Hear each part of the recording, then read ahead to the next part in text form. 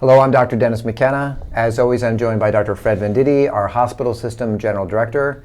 Today's Wednesday, December 23rd, bringing you the update from Albany Med. It's sort of unusual for us to do Wednesdays. It's been an unusual week for us, Dennis, hasn't it? Unusual year. All right, I'm sure you're looking at the sweater. We talk about a lot of serious things here. We do. But you know, we have to keep our spirit about us. I think that's Christmas. It's incredibly important that we keep cheery optimism about us, even though we're facing into difficult things. So I wear this every year, and I thought I'd wear it again this year. It's very becoming. Thank you. And you have on Children's Hospital for a reason. I do. So this week was the fundraiser for Melodies at Christmas. Yes. And that was Monday of this week. So we thank everyone who contributed to the cancer program here at the Medical Center. And they're going to be airing old shows, I think, on Christmas Eve and Christmas. So look for those. Another event that normally would take place in person. It was virtual this year, That's but right. The community, as always, came out. Fred, before we get into COVID, it seems like a lifetime ago, but last week we had one of the biggest snowstorms the region has had in a century. Yeah, 2 feet of snow. Medical Center did not stop business. Incredible performance by our workforce coming in, reminding us once again that we have the best workforce in the region. We absolutely do, Dennis. Probably too many people to thank, including our workforce, for coming into work. Our facilities folks did a remarkable job keeping the campus open. Absolutely. And you know, one example of the community stepping forward, the Albany County Sheriffs and Craig Apple led this effort, sent cars out to pick up our staff and bring them to work. Yeah, fantastic. So, really, really helpful. One of many examples. Thank you. So thank you to everyone who came into work that day. Fred, let's start with the COVID numbers. We'll pop up the first graph. Here we go, Capital Region, people in the hospital in those 8 counties. That graph shows 380.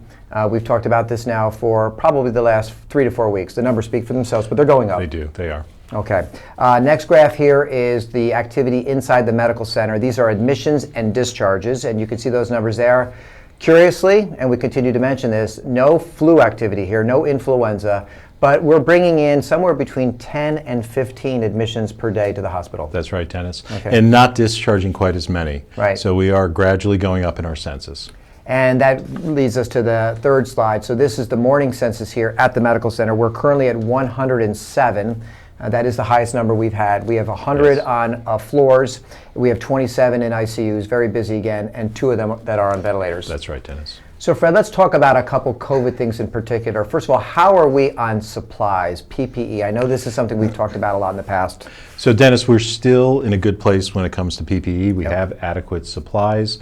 You know, again, the supply chain folks have done a tremendous job sourcing everything we need. So as the numbers go up, obviously we consume more PPE, and all the more important that we have people procuring it for us. That's right. That's absolutely right. In the beginning of the pandemic, March, April, there were daily phone calls with all the area hospitals. Fred, you led those. Then in the summertime, we went down to once a week. Then we were twice a week. Now we're not only every day of the week, but we're twice a day. We are, Dennis. So we're having another call at 7 p.m. Quick call, check-in, just to see where everybody stands. Some of the hospitals in the region have had some difficulty with their capacity, so we've all been working together to help them. Can you, for a moment, describe what load balancing means as far as patients in the community? So I'll give you the concrete example of what's been happening in the last couple of days. So Ellis Hospital in Schenectady has seen a tremendous number of COVID positive patients, frankly more than they can handle. More than half of their med-surg population was COVID positive. So we began to help them by moving patients from their hospital to the medical center, to St. Peter's, to Glens Falls Hospital, even patient out to Nathan Littauer in Gloversville to spread around those COVID positive patients. And Dr. Michael Daly and our Access Center folks really doing all that coordination. That's right. Michael's been coordinating this for the region. It's like a major airport as far as that goes. Thank you, Michael. Yeah, absolutely. Fred, also talk a little bit about any other decisions that the region is making as far as in the next couple weeks to prepare to make sure we have enough beds for any rise in COVID patients. So Dennis, it was in the paper this morning. We had a press conference yesterday. The hospitals had a call on Monday, and we've all agreed to freeze our elective surgery schedules around patients who require hospitalization after their surgery. So not ambulatory surgery, but someone who's going to come in same day, have an operation, needs to stay a couple of days. So that's going to continue between now and the first of the year.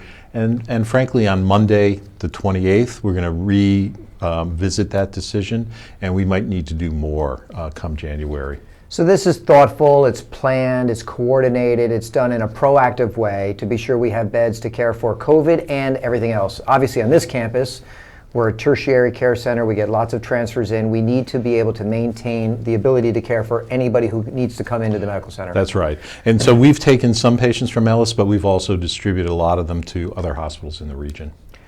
Absolutely. Fred, last topic on this. On this campus here, are there any additional units that we've now converted over to COVID units? So over the weekend, Dennis, to make sure that we had enough capacity, the facilities folks added negative pressure units to all the rooms on E3. Right. So E3 is a relatively large unit. It has double rooms, so that's very helpful with COVID positive patients. So now all of the rooms on E3 are prepared for COVID patients.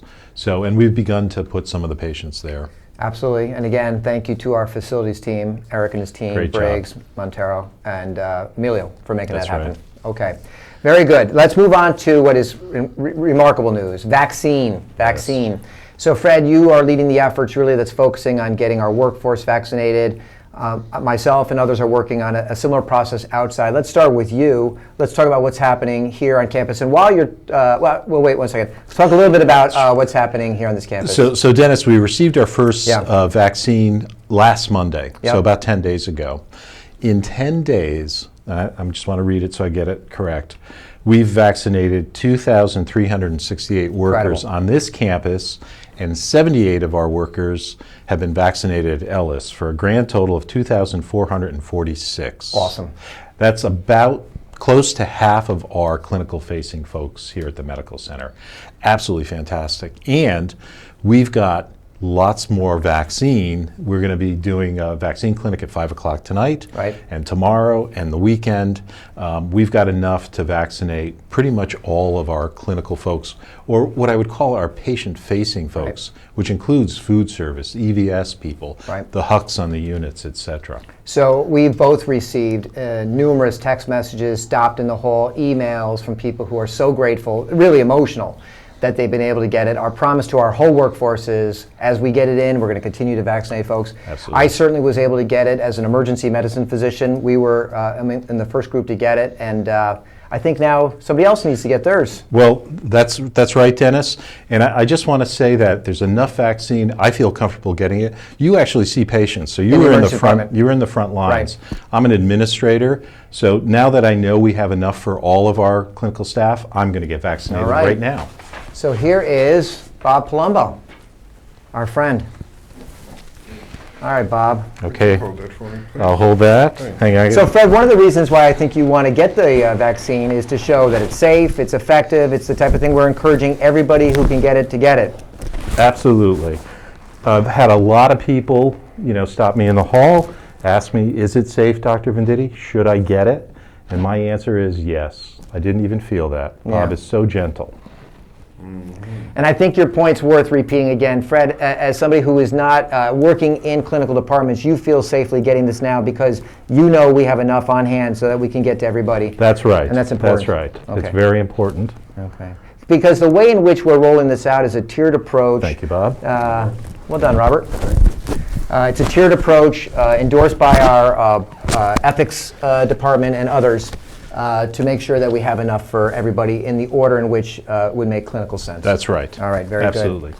good. Moving off campus, as has been reported, Albany Medical Center is the lead hub for the capital region, which includes the 8 counties we always talk about. We've been given the very important role of coordinating and planning the vaccine plan for the 8 counties in those capital region. And among the first group to get vaccinated is a group called 1A, and 1A includes people like EMS workers. And today, down at one of our facility sites, we've begun that process. Again, an enormous effort by Really our is. logistics and operations and planning team here to provide this really important service to people in our region to be sure that they're vaccinated as well. Other area hospitals are doing it. The medical center's doing it at one of our sites, which is great. Just absolutely a tremendous effort. It's at 1275. Right. We've seen the pictures of how it's Yeah. all set up. It really looks really slick. And so once we move beyond that population, there are many others to come. I know that there's a lot of questions in the community about, when do I get mine? And the answer Right. is we're going to give that information very quickly as Yes. the information comes out. So you're doing good. I'm okay. All right. I very didn't good. faint. And you get your next shot in how many days? Actually, 4 weeks, 28 days. I received Moderna. We've actually used all the Pfizer vaccine Right. that we received on Monday, and so we're on to the Moderna vaccine. We've received thousands of doses of that, and so that one's 28 days, Right. Pfizer's 21 days. And it's really important to point out both vaccines are effective, both vaccines are safe. Doesn't matter which one you get. It just changes how long it is between doses. And That's you have to right. get the same one that you got the first You time. have to get the same one that you got the first time, absolutely. All right, very good. All right, well, we've given a lot of information here today. We'll Yeah. be back again next week, and we'll talk about update on all these things as well. We wish everyone a happy holidays. Happy holidays, Merry Christmas, whatever your celebrations are, enjoy this holiday season. Absolutely. I join in that as well. I'll be back again next week. We wish you a happy holiday season. Thank you very much. We ask that you once again, please take care of yourself, take care of each other, and we'll see you next week.